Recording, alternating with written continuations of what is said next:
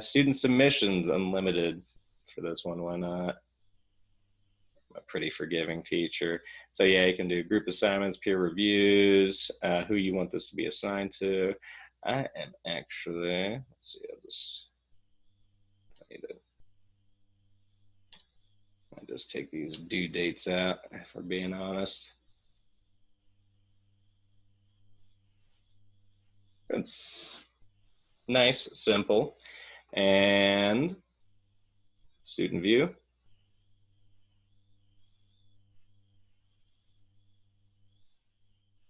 Perfect.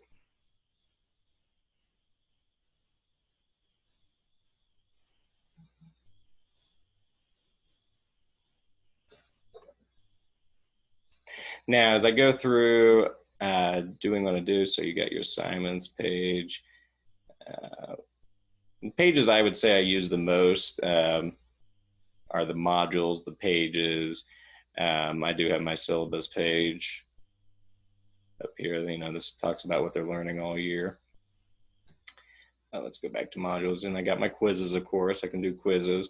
Grades, of course. Got grade books. So now keep clicking through. Sure, my computer's loving all the uploads I'm making it do. Here we are.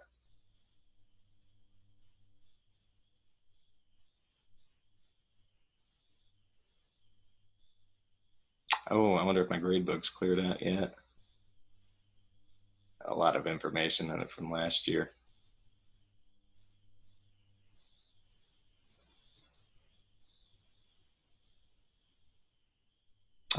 You freezing?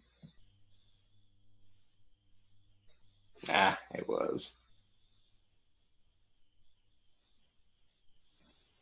So looks like we still got some data to clear out of here. Dang it. Hoping I wouldn't have to do that. I might have to close out of this real quick. Okay, give me just a second here. I have to restart that. Computer glitches, gotta love it. Would say it was my fault, but I don't think it is.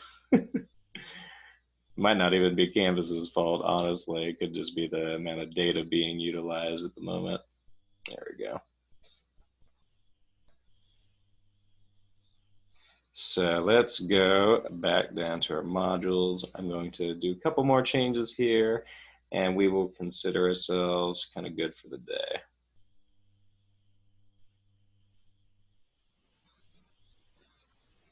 Canvas, you're taking a moment.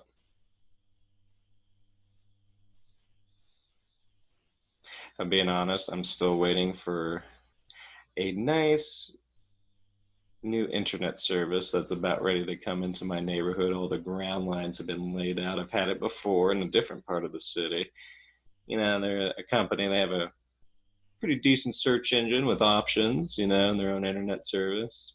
Another cable providing service didn't work out. So hopefully I'll be able to get that, and that actually will help me out quite a bit better as well on my end when it comes to internet speeds.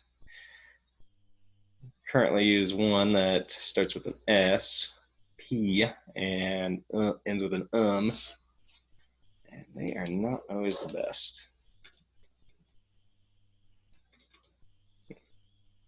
So I used to call this my daily question, but this is my introduction question now. I kind of would use some lessons I can use my lesson question itself. And I like to introduce the lesson to see what they know about a topic going into it. But certain lesson questions can be very specific, especially social studies, where the only way you can answer it is to really know the answer. And you can't always have those fun introductory, you know, what do you think this means? So the introduction question portion is mainly to kind of spark that initial thought process with my students. And as I go through this, I will kind of guide you through how I'm going to try to edit this. I'll try to just do it in one fell swoop and see if we can get this to look a little bit better here. There we go. We'll do a little bit of editing on here.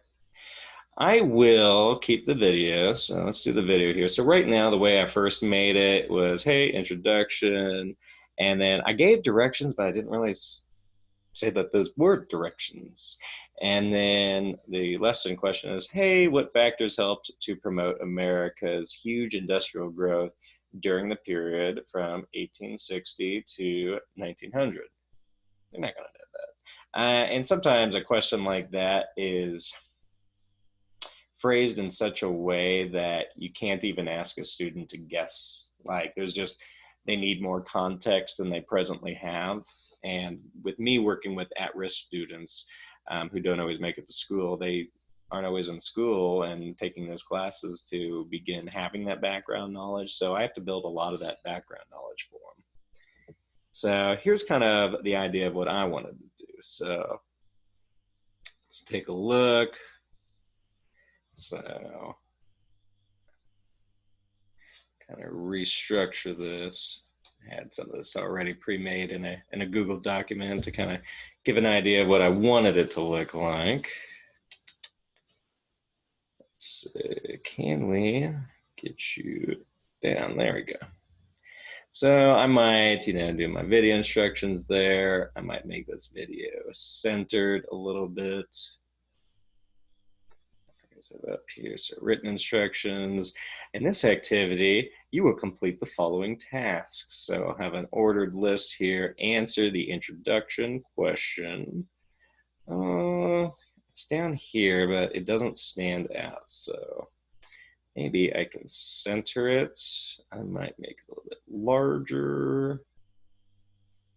Underline it. Hey, I could even, ooh, how about this? A little bit of highlight.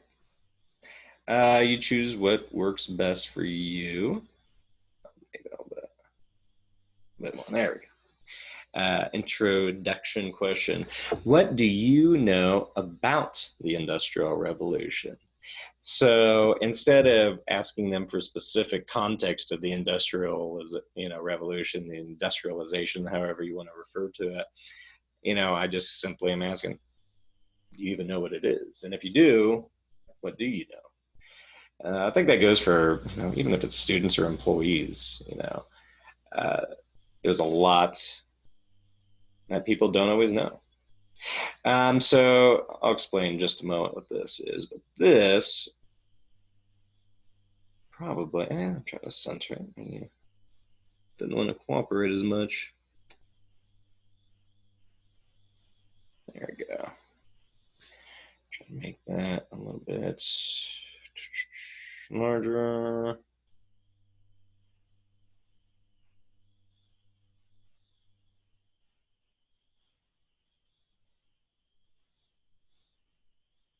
I really feel there.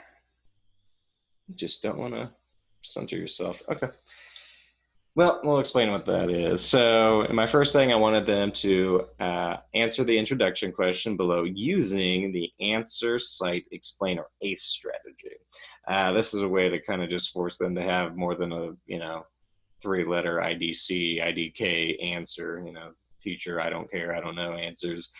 But it really says, hey, answer the question, try to think of an example, and then try to explain how that example supports your answer. So that's the whole idea of ACE. And so ACE right down here will have the whole hey, what is your answer or guess for this question? Think of an example from your lesson or memory to support your answer.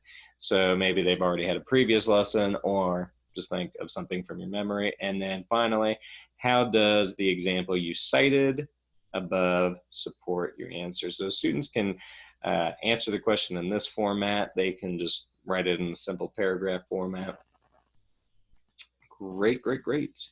And I haven't gotten the discussion post set up, so we'll be able to do that together. And then I'll get that link set up and call it quits for this one. I'll do the rest of this one myself, but we're kind of getting an idea of how this works. It's 3 basic objectives. So I have 3 steps for the ACE problem. So I put 3 points in here because I want to make sure that 3 things are specifically mentioned. For this one, students are going to do a text entry. Again, you can still have media recordings if you want them to do stuff like that. They can do that. I have them do that on certain activities. You know, if you want them to make a presentation or a news piece, something like that, they can do that. I'll give them opportunities to do that. I got to take my dates out because I'm going to have to reset all that stuff anyways. You can have your lessons and activities unlocked from certain points. So say you want them to have access to it for a week and then it shuts off. You say, hey, here's a week, get it done in a week. If you don't got it, sorry guys. All right, so this is just simple, it's visual. We're going through, we've gotten there.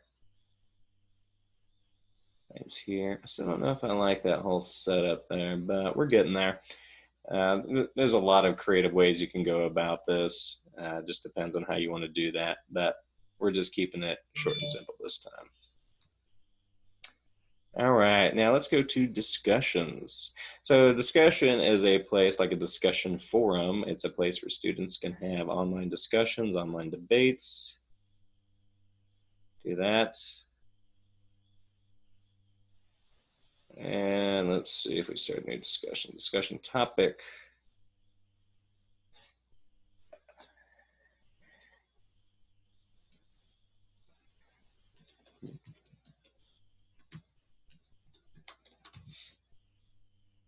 Okay, introduction question. So let's do that. How about we do directions? Post, let's see. Paste your answer. Yeah.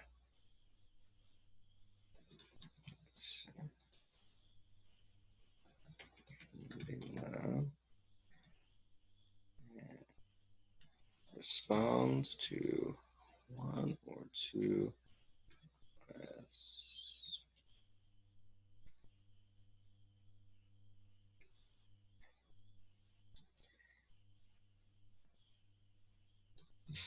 for high school kids in a respectful manner.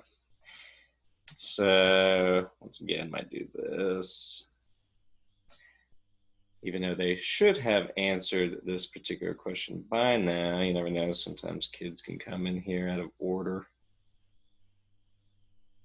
And you want to make sure that they have that type of information here. All right, allow, let's see, threaded replies. Users must post before seeing replies. I think that's a good one. That way they don't cheat as much. Enable podcast feed. Yeah, you can do that. Graded. Allow liking.